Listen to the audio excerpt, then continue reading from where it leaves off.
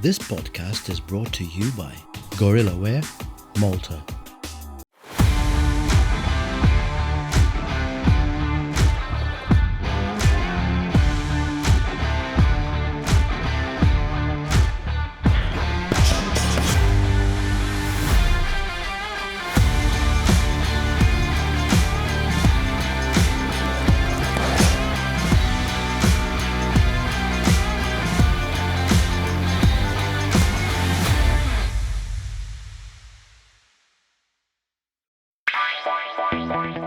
Okay, well, here we are for another Wellness Warrior podcast. We've done so many of them now, I can't even remember which one we've done. Today there's myself and obviously Raphael. Raphael, how's it going? Okay, very well, thank you. What are we Good. going to talk about today? Yeah, I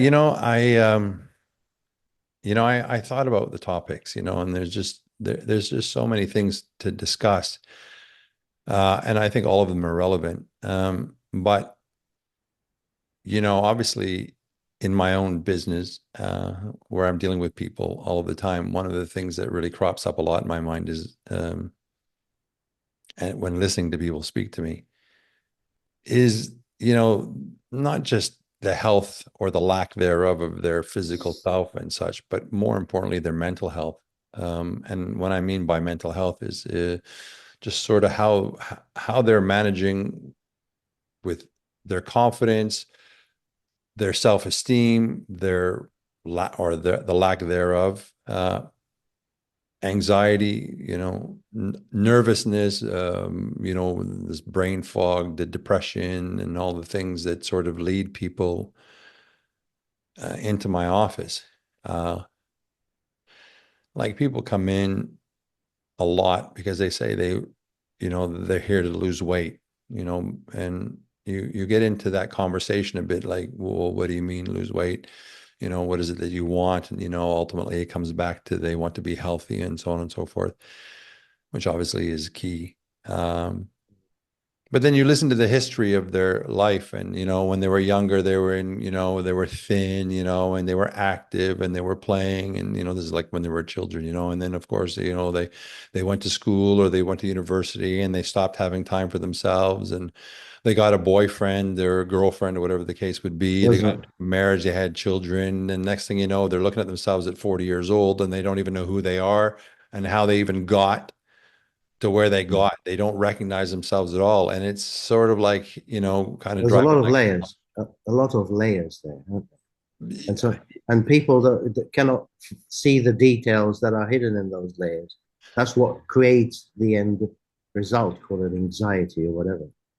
well, yeah, because their focus is never on themselves, their focus is on everyone else, I mean, Yeah, whether, and it depends. It's generational as well, because like when you're looking at people, maybe in our era, we were raised to believe that, the man, you take care of the family, and the woman, you take care of the family as well, so, yeah, and most of the people I deal with are mostly women. Uh, and let's say the demographics, I deal more with women who are 35 to say 55 and 60. It's like they talk about this sort of well, I wouldn't even call it an awakening. I would just say that they're looking at themselves and they just don't recognize who they are because they spent most of their life taking care of everyone else, and they've put themselves, on the back foot, and they're the last person, to take care of themselves. And so here they are, and then they start using these words like, wow, yeah, I'm overweight. It's true. And I'm not healthy. I can't even go up a flight of stairs without huffing and puffing, which really just sort of blows me away because I wasn't like that when I was younger. You should have told me when I was younger, I was yeah. an athlete. Um, but then they start to delve into issues where they don't have confidence, but the image that they portray to others is that they are confident because it's like a mask, they don't want people to Oh, know. yeah. They don't want people to know their true. That's society for you, eh? Yeah, they don't want to know. They don't want people to know their true identity. It's like Clark Kent and Superman. Exactly. So they're showing this, I'm confident, I'm happy, I'm this, I'm that. Meanwhile, they're one step away from cutting their own ear off. Mhm. because they have lost touch with themselves. They've, the kids are gone. They're stuck with their, not stuck, but they're with their husband who they don't even really know because they spent most of their life taking care of their kids, and the husband was out doing all the work.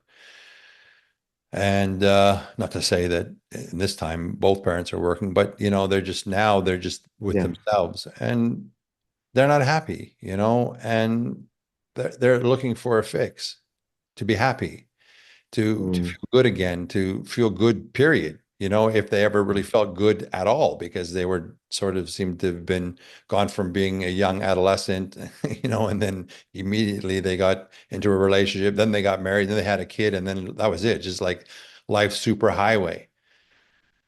Well, because sometimes, we just let it roll and we're not aware of what's rolling in our lives. What's happening. We're not aware. We're not conscious of it. We basically go in on a like a stream. And then by the time we get a heads up, sometimes it's a bit too late. Yeah, and that's sort of like what brought me to speak, or that's what got me to think about how important this is today, because how many people do you know that are dealing with anxiety or depression? How many, and I don't want to say women because even though I think, in all honesty, that they're probably the more dominant of the two sexes that Mm. are on antidepressants, anti-anxiety medications, because I feel like just in our society, they have had a lot of pressure put on them because of, I mean, you know, looks, magazines, Well, you girls, can. fashion. Uh, Sometimes you need to go down the political road as well when it comes to, like, for example, the Me Too movement. That caused kind of like a ripple in society. Women standing up against men, kind of thing. Mhm.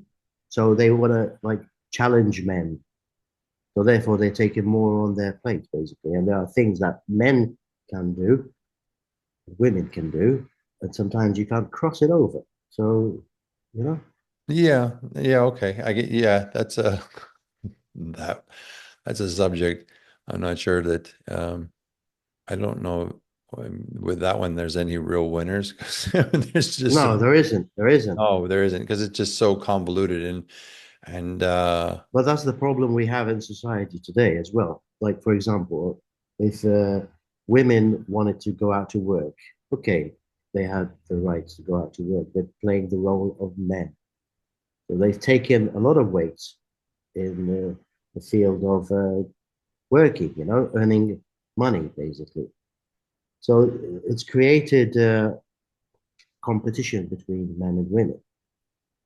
You understand? yeah, obviously in the workforce it has, and yeah, and I understand that, because for a long time, uh, women have sort of been, even in my opinion, oppressed. Their opinions Yeah, oppressed. definitely, definitely. Their abilities have been oppressed just because, Since the beginning of time, basically. yeah, because they were women. But then it's ideology. Like, I mean, like you have religion telling that women should be this way, and Yeah, exactly. this way, and men rule the house, and women don't. And I guess and that obviously feeds into depression and anxiety because I mean, I have every right. I have, let's put it this way, I have every God-given, man-given right to excel and Mhm. be whatever I want to be. Definitely. Somewhere, somebody said women have a right to be mothers and stay at home and take care of the kids, No. and that's very limiting. So I do, I do see why, especially in the last, since the 60s for sure, Mhm. women have been breaking out and saying, listen, we have a right, and even before that, like in the 1800s where they got, they were getting the right to vote and stuff like that. Yeah, I, I believe in equality without a doubt, definitely. and and they have a voice, and their voice is just, I mean, this is maybe going a little bit off stream, but my personal belief is that men and women sort of contain half, uh, half of the women have half of the qualities, and men have the other half of the qualities that make a whole union. And you can't just put ego into a relationship and then expect it to No, be thriving. You need it to doesn't have work. ego and emotion. You have to have logic and emotion. You have to have ego and compassion. You have to have Mm, all of those attributes brought together under the same sort of world where both are equally, they're both shared equally and respected equally. So therefore, you give the offspring, the children, the best mm, opportunity to have a good life. They get to learn about strength and determination and principles and ethics and morality, but also they get to learn about compassion and emotion and sensitivity that make a person balanced. Balanced. I mean, yeah, it's such a key word because we just don't have it in our culture at all today. And I think that idea got sideswiped a long time ago because it's like, yeah, maybe men just wanted to just own everything and do everything and say, hey, listen, everything in the world, bridges, we created them, planes, we built them, apartments, towers, we built them, and we're that's smarter, ego, isn't better, it? faster, huh? It's ego, basically.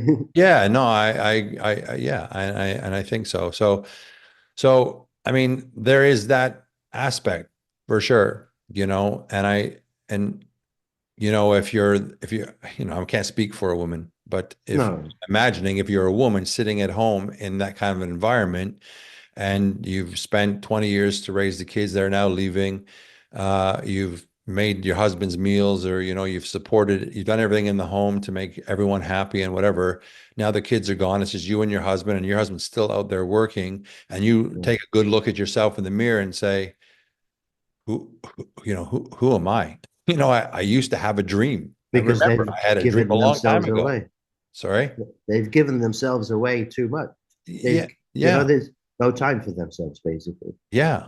And so here they are trying to wake up and trying to find a foothold and how to establish, themselves and who they are. Like who am I? Like what have I become? Am I just a Mm. product of the last, 20, 25 years? Or I mean, is there someone in me that, I had dreams, I had aspirations, I had goals, and I'm doing none of those things. And maybe now I'm a little bit upset about that. And because of that, I mean, I just gave up and I got lost and I just kind of blended into the wall, and Mm. I'm just good for washing the dishes and washing the clothes and, hey mom, get me this and hey, drive me here, drive me there, whatever the case is. It's enough to give anyone depression, isn't it? Yeah, yeah. And I remember back in the 90s where I was reading an article that said 9 out of 10 women were on some type of antidepressant medication. Yeah. And that was in the 90s. So, I mean, nowadays, there's just so much pressure, especially like with social media, Mm. um, like with again, I'm going to jump back. I remember like, when I was younger, like Sports Illustrated swimsuit edition, we didn't have the internet. We didn't have these things. So all you had was magazines and you have these women on there and they look just amazing. I mean, everything about their bodies were amazing. Legs, butt, chest, everything, Uh, Mm. and obviously photoshopped because you're not going to put a raw picture up, in a magazine. You're going to doctor it up as best you possibly can, but people are not totally, uh, They um, don't know that. right, exactly. They're not in tune to that. So here you have a woman who's looking at a woman, and I don't just mean women because it sounds like I'm No, talking no. about women, even men too. Marky Mark, like with six Yeah. pack abs. The next thing you know, every guy's looking at his stomach going, "Oh shit, I need to do Mm. my." So you have all this stuff being thrown around. They don't know that it's photoshopped. They look at themselves in the mirror. Not even that. They see their men looking at these women and going, "Oh my God, ooh, she is nice." And That's where then the the woman, competition comes in. what? That's where the competition comes in. It puts pressure on the woman to look like that woman that the husband is looking at. Exactly, exactly. So then they're looking at, the guy's looking, and it's like the woman wants her man to look at her that way. So if she can't get his attention, then she feels, again, I'm speaking out of hat, but then from what I've experienced, then they feel the need, if they want to compete, to start doing these types of things. And back in the 90s, I can tell you right now, maybe 1 out of 20 or 1 out of 30, or maybe even 1 out of 50 women that were clients of mine had breast augmentation. Now Wow. it's like it's almost a foregone conclusion. If you just don't like it, you need to change it. And it's not just that, it's everything. And to what? For is it for a man? Is it for themselves?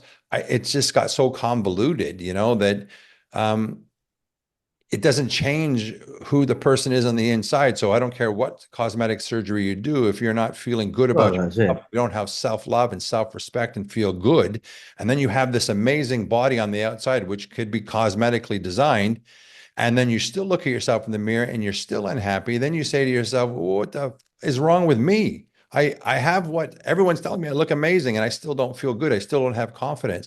And then that that feeling of despair, like, is there nothing I can do to feel good?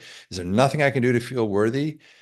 That causes, in my opinion, a lot of the problems that I'm seeing today that are driving people. Well, it's destroyed the core values, the Absolutely. nucleus of a human being, Yeah. basically. Mhm. Yeah, and I find it sad. So now you have people walking around on a boatload of medication, uh, and then on the flip side of that, you have, like, 14,000 different diets, on the market. You have every kind of pill, every kind of powder, every kind of procedure, every kind of tool or whatever, everything and everywhere, nonstop, Mm. everywhere you look. It's just like, you want to look better, you want to be better, you want to be happy. It's like they put that together. You want to be happy, you want to look better, you want to be happy. And you see, I mean, I think now when you look at, I don't know the statistics, but if you look in the olden days, for example, you would probably see way more men who were alcoholics or who were drug users, and who had maybe more pressure because of work and having to take care of a whole family. Now, more and more women are dealing with, you know, drug addiction, alcoholism, finding Mm. ways to sort of, I don't know, negate the frustration and the stress of, life and how things are, and, work and having, and not just that, but I mean, now we're dealing with, families that are more single parent, Yeah. mother with child who actually has to work, who then has to try to raise a child, and, Hmm. and then lose sort of control of raising that child because either daycare is doing so or grandparents are doing so. Uh, it starts mushrooming this whole. It's not surprising. I'm actually, to be honest with you, I'm surprised if not everyone dealing with mental illness now. And I think Oh, it's yeah. commonplace. Don't you think so? Yeah, because the thing is, they don't want to face reality as well, that they have a problem. So I mean, sometimes when you put everything under the carpet, because I'll sort it out later or whatever, or just ignore it, let it go. That carpet is going to be very uncomfortable to walk on, and it's going to trip you up. So, But I mean, how do you, but how do you actually manage that? I mean, oh, you'd be I don't think surprised. anyone, I mean, I don't think realistically people these days are saying, oh, let's have a family. And then they look No. at their watch and anticipating that within about 3 or 4 years, that relationship is going to end, and they're going to have like two children, and they're going to be stuck having to fight, with time because, well, the place is a disaster because, I'm always working, and then my kid, I don't know my kid that much because I'm never really around them because I have to work to provide for my kid, and so, I mean, how do you even how do you manage that? What do you do to balance that out? I mean, obviously, you You know, can't. yeah, exactly. It's like the world is steamrolling, and I mean, we all have choices to make, but it just seems like there's just so much pressure to be and pulled on both ends of the spectrum that everything is fragmenting. The nuclear family is fragmenting,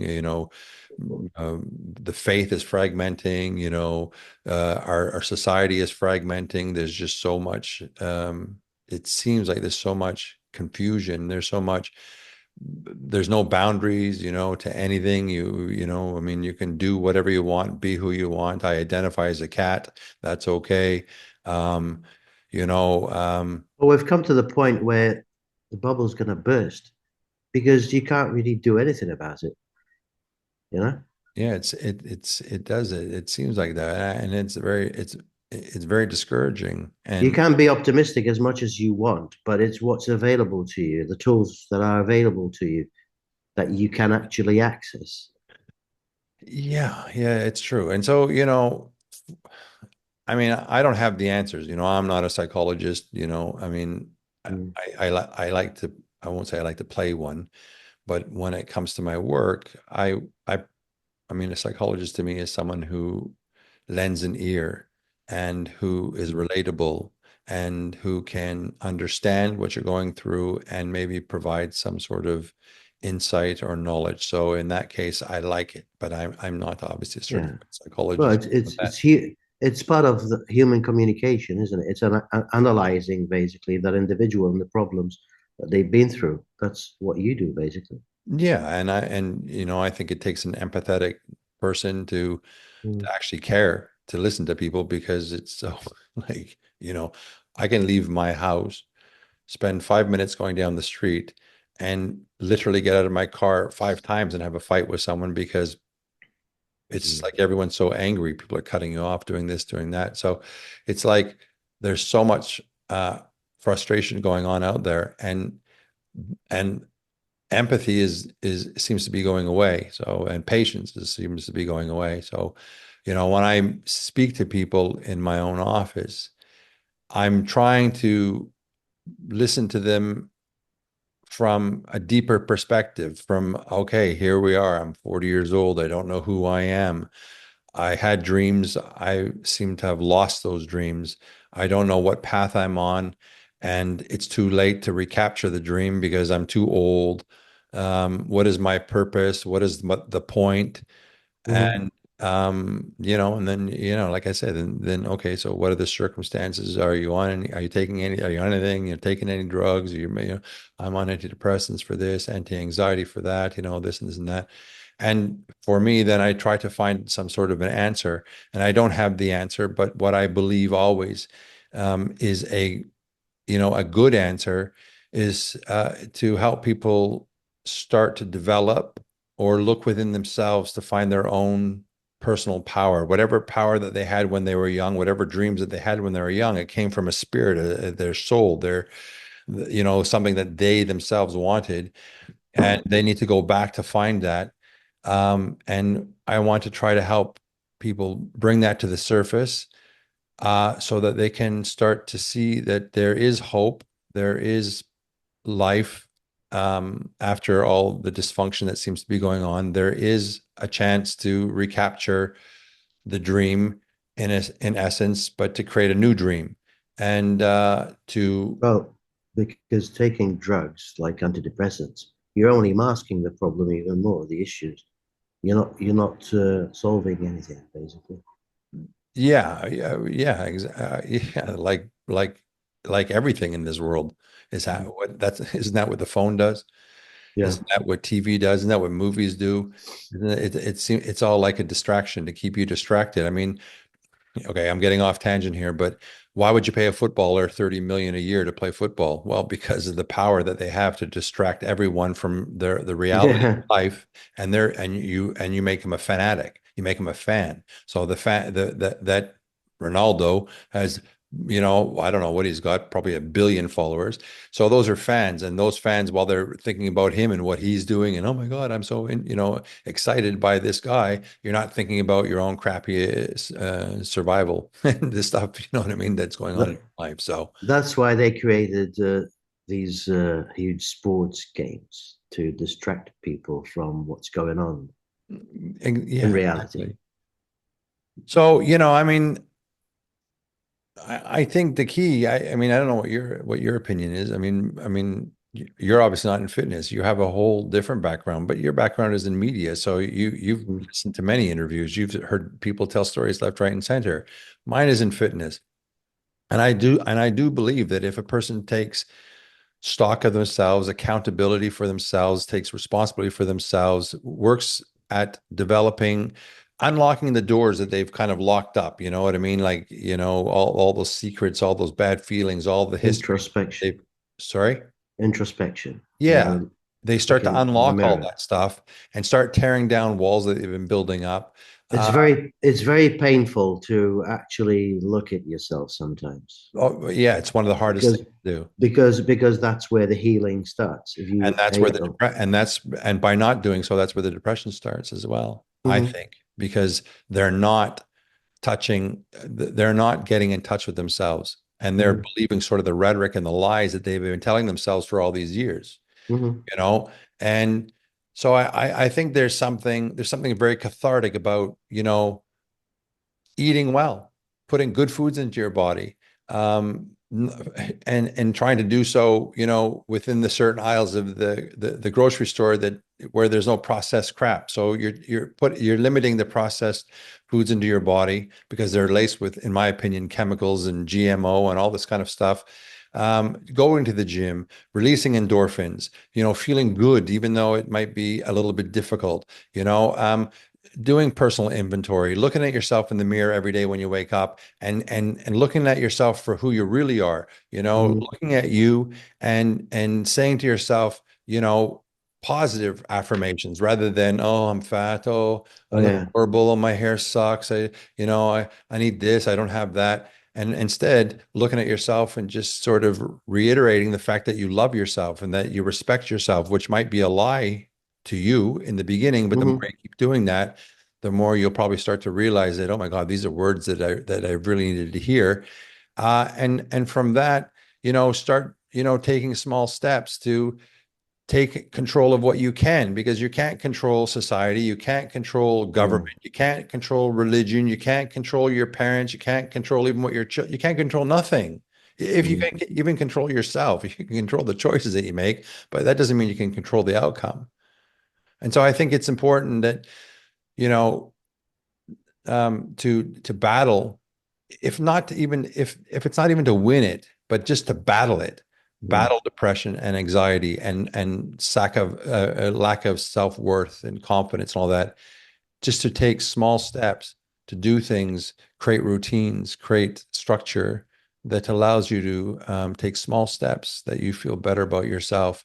And I think that in itself will slowly build steps uh, and to higher levels of confidence and successes where you start to see, hey, listen, I do have power, and that power is it's changing me. I'm feeling better about myself, and I think that is the Sometimes, way to wean people off of the need of drugs and antidepressant medication, because just doing something for yourself and feeling like, you're worthwhile, goes a long way to all of a mm, sudden developing that inner self-love and self-respect and self-value that ripples out into so many other aspects.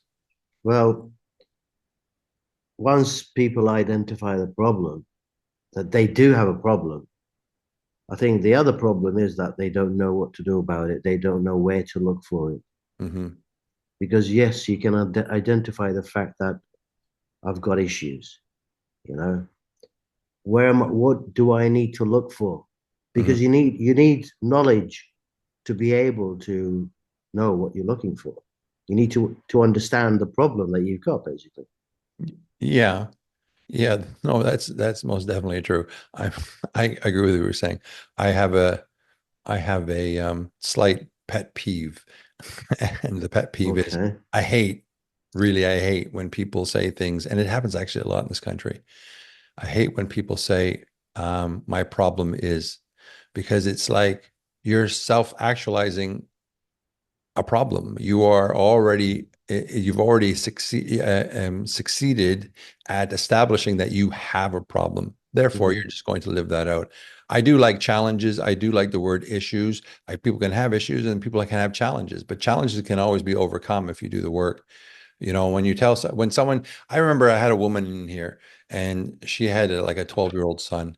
And I said, well, what brings you in and so on and so forth. And she just immediately looked at her son like this. And she said, well, my son here, he has a problem. And Mm. she started to list off a bunch of things. And I stopped her and just said, 1 second, sorry to interrupt. And I looked at him and I said, listen, you don't have problems. You Problems. have Yeah. no problems. Okay.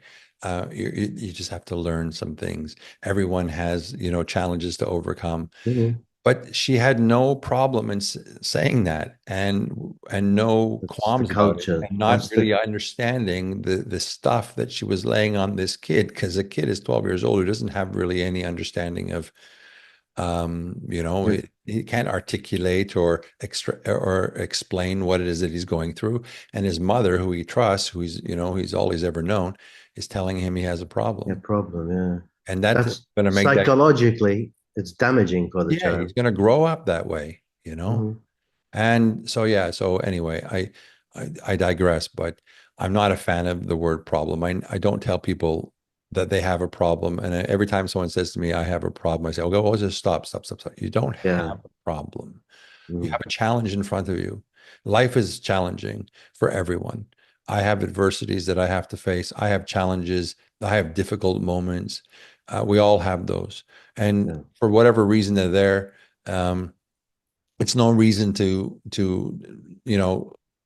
fall down against the wall in a corner Mm. and say I'm giving up and become depressed and give up on life and then try Yeah. to find some way of sort of living out the It's rest of your life in a it, sort of it's comatose yeah, state. it's educational how you look at it.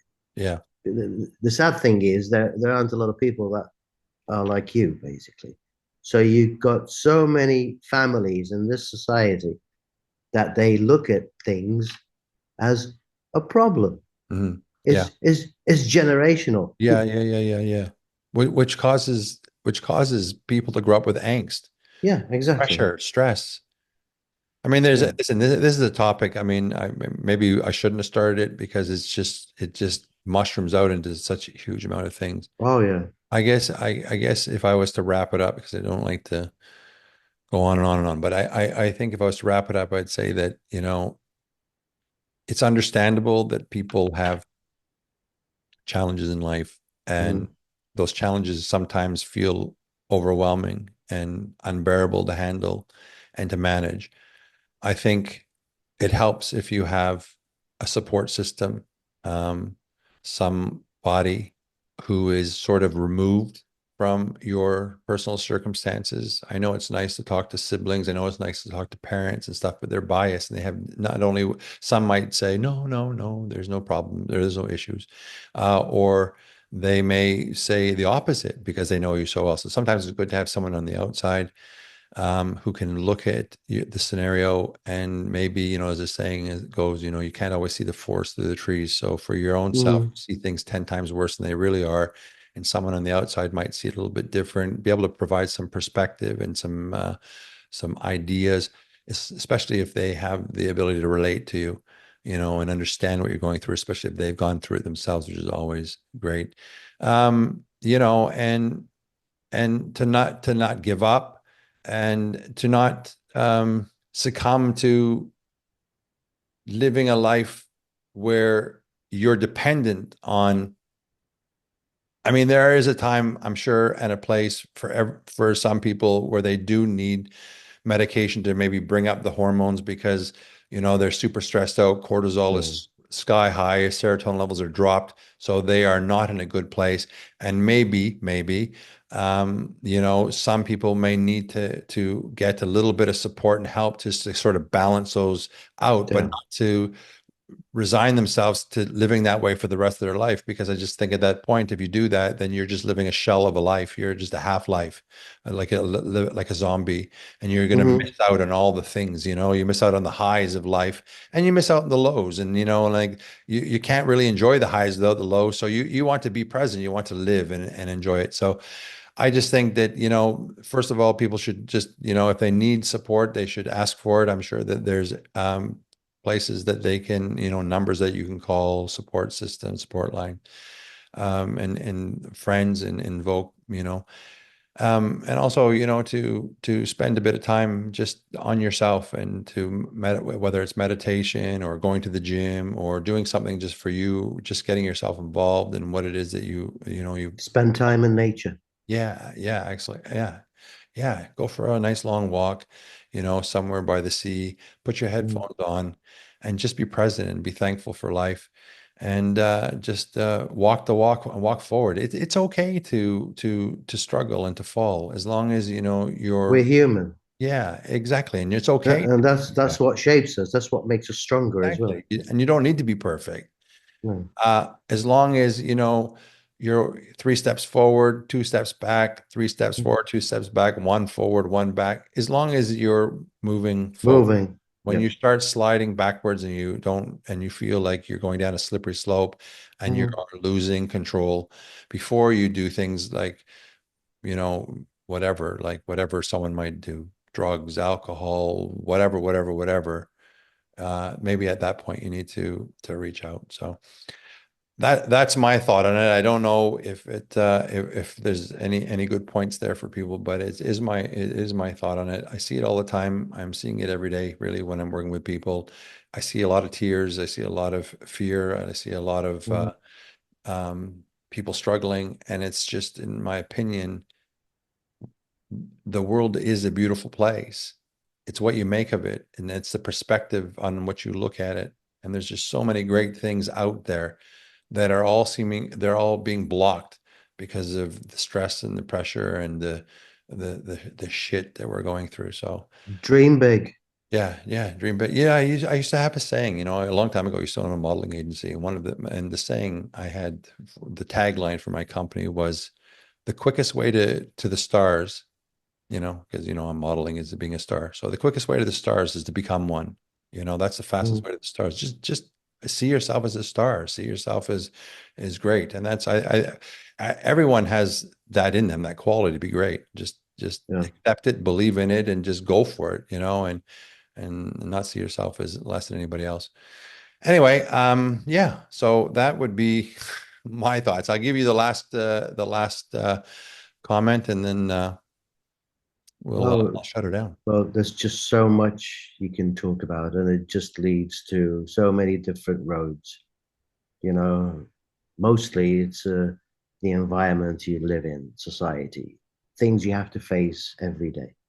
Yeah. But maybe we'll pick it up another time. Yeah, absolutely. All right. So, if you liked this video, then I would urge you to like and subscribe. And you can look at up here. There'll be where you can like and subscribe, and definitely share. We're a new channel, doing our very best to spread some positive words. So if you would be so kind as to do that, it'll certainly help us out. And below in the links, there's lots of information about not only this podcast, but how you can reach myself if you are looking for some support, one-on-one support. It'll show you that in the links as well. And we certainly do appreciate you stopping by, and we will see you in the next one. So everyone, peace out.